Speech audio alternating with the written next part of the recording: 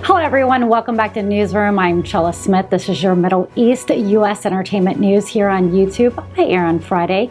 I bring you the latest on reforms and economics Iraq based on reports put out by the Middle East news media outlets. I do this weekly review and it's based off my interest. Thank you everyone for joining me. Last week we talked about the foreign reserves, the Sinjar agreement, fair water quota, the oil and gas laws, the electronic systems, seized the properties, exchange rates, and ending the war legislations. Let's take a look at this week's headlines. Neighboring countries, international news. Thanks to Iraq, Al-Frat News reports Iran and Saudi Arabia agreed to return diplomatic relations and exchange ambassadors of the two countries within 2 months. As a result of negotiations between the two countries, the Islamic Republic of Iran and Saudi Arabia agreed to resume diplomatic relations and reopen the embassy and consulates within the next 2 months. According to the statement, the foreign ministers of the two countries will meet to implement the decisions and make the necessary agreements for the exchange of ambassadors, the statement noted. The two countries stressed, according to the statement, respect for sovereignty and non-interference in each other's internal affairs within the framework of the implementation of the Security Cooperation Agreement signed on July 4th, 2001, as well as the general economic, trade, investment, and technical, scientific, culture, sports, and youth cooperation signed. And the three countries declare their decisive determination to use all efforts to promote peace and security at the regional and international level. There's been some conflicts in Iraq. Economic Al-Frat News reports the Secretary General of Iraqi-Iranian Joint Chambers of Commerce says that the United States allows the payment of $500 million of Iranian funds in Iraqi banks. Iran's money is in a bank under the U.S. supervision, and only non-sanctioned goods are allowed to be imported. During the recent visit of the Iraqi foreign minister says that the payment of $500 million of Iranian funds was authorized to be paid in Iraqi banks. The Secretary General of the Iranian-Iraqi Joint Chambers of Commerce says he explained that the Iraqi foreign minister announced to the United States that we owe Iran about $18 billion, despite the head of the Central Bank of Iran announcing a lower number, and the figures of $10 billion has been announced in the past. Regarding the reason for the difference is the available statistics of the size of Iraqi debt to Iran. Husseini says that Iraq announced of this amount of the debt to Iran is due to the new electricity and gas money that has been added. One way to our money is Iraq's faster is to invest in the country itself, but also this leads to production and coordination with Iraqi businessmen for imports, he added. 4,000 megawatts of Iraq's electricity is supplied annually by Iranian energy, and this country cannot be left alone in this situation. Of course, that doesn't mean giving up our money, Husseini says. He says that Iraqi's daily oil income is between $250 and $300 million. And according to the United Nations resolution, these funds are first imported to America's banks, and the Central Bank of Iraq is ordered to transfer these funds to Iraqi banks. Part of the income is also delivered in the form of banknotes. That's why the U.S. monitors the country's foreign exchange market. But it's worth noting that not all banking activities in Iraq are done through banks, and the foreign exchange routes entering Iran cannot actually be closed. Husseini explains that the U.S. intervention in the Iraqi currency markets is actually a problem for the Iraqi businessmen, increasing the cost of dealing with Iran by 10%. With the new measures of the United States, no obstacle has been put in place to entry of foreign currencies into Iran because we have the strength of competition in exporting to the country, which has made the cost of transportation cheaper, and we continue to export our products at a lower price, he says. Samir al-Nasari reports a reference to the decision of the Council of Ministers to publish the use of point of sales, the POS, devices on a large basis in financial transactions. The transactions to the cash community in line with the government programs to develop banking works and the confirmation of the Prime Minister during his meeting with delegations from Visa International companies to proceed with financial inclusion plans and digitize banking transactions to meet international standards and specifications at an international level.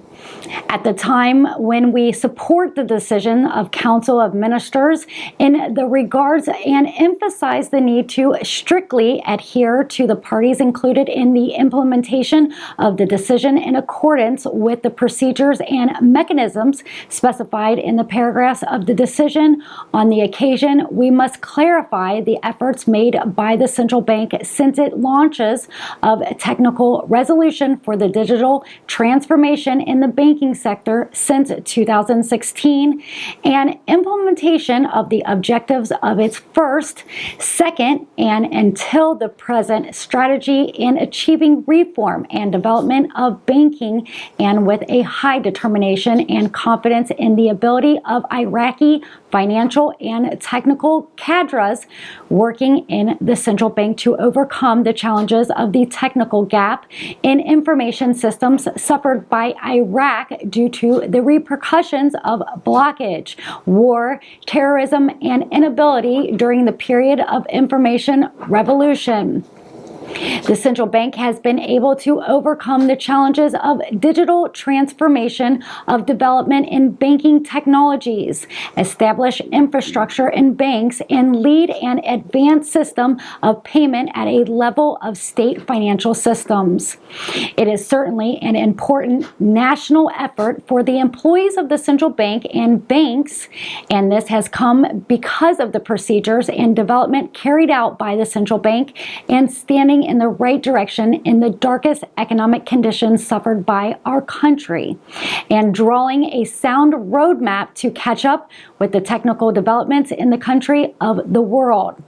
The central bank and the banking sector believe that this decision of the Councils of Ministers is moving in the direction and steps considered with the strategies of the central bank, its digitalization, and developing daily financial and banking transactions with the largest developments and standards in the development countries of the world in this field. He says, we believe that determining an implementation dated on 1/6/2023 needs technical decisions with specialists in the central bank and electronic payment companies in the private sector in order to determine the foundations, standards, and technical infrastructures and provide the necessary numbers of POS devices, of which the current availability is about 8,500 devices, and a number of electronic cards activated exceeds 15 million cards, and the number of automatic exchanges up to more than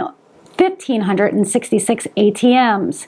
It also requires educational efforts and a great media and publicity for a time that exceeds the current specific time, and in partnerships with banks and electronic payment companies, because the banking culture of citizens using this modern technology means to move from cash payments to paying in methods is very weak, in addition to the weakness of knowledge and ways of motivation for mall owners or commercials or service shop entities and areas that can use this type of daily financial and banking transactions.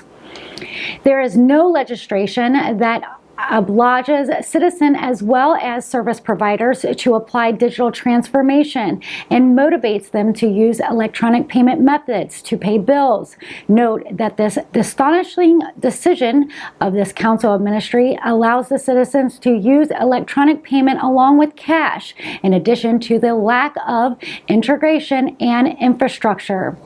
Through networking between the ministers and the parties referenced to this decision, and the need to develop communication services and facilitate the use of internet services. Therefore, it requires government support for the process of expanding the use of electronic cards and point of sales in cooperation with the Central Bank of Iraq. The work has been completed, and the facilitation of the routine procedures also require the provisions of incentives for services providers, and the provisions of banking facilities. We propose to develop a plan for implementation of the decisions incrementals and with the limits agreed upon by all concerned authorities in the government, the central bank, and electronic payment companies operating for the purpose of completing the implementation requirements in full. Shafak News then went on to report that the central bank decided Thursday that the use of local currencies should be by ATMs.